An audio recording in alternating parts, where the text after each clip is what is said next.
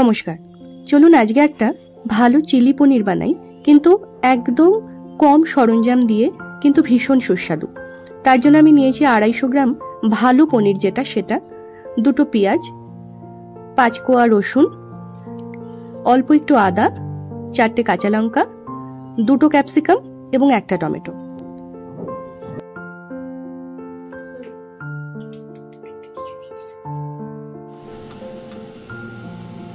কড়াইতে অল্প একটু তেল গরম করে তার মধ্যে পনিরগুলোকে দিয়ে আগে হালকা ব্রাউন করে ভেজে নেব। মনে রাখবেন, পনির কখনোই বেশি ভাজবো না, তাহলে সেটা শক্ত হয়ে যাবে এবং তার মধ্যে কোনো রস ঢুকবে না।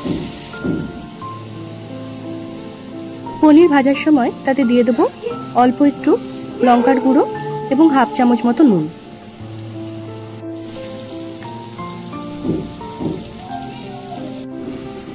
পনির ভাজা হয়ে গেলে প্রথমেই তেলের মধ্যে দিয়ে দেবো আগে থেকে কেটে রাখা 2খানা পেঁয়াজ, যেটা বড় বড় করে 4 ভাগ করে জাস্ট কেটেছিলাম সেগুলো।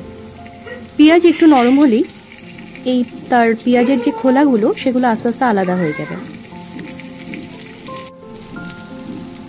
পেঁয়াজটা নরম হয়ে এসেছে, এর মধ্যে এবার দিয়ে দেবো আগে থেকে কেটে রাখা আদা, রসুন আর কাঁচা লঙ্কা।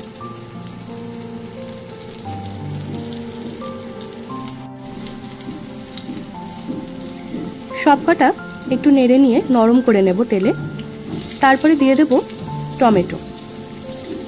টমেটো দেওয়ার পরে আবার হাফ চামচ নুন দিয়ে দেব।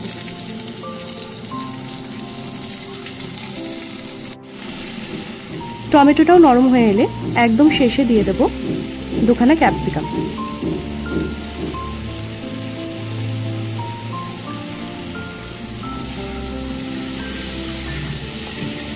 সবগুলো নেড়ে ঢেকে ঢেকে নরম করে নেব।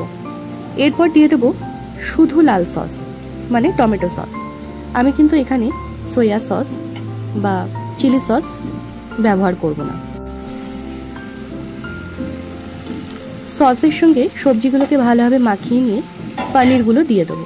হালকা হাতে নেড়ে নিয়ে 5 মিনিটের জন্য ঢেকে দেবো।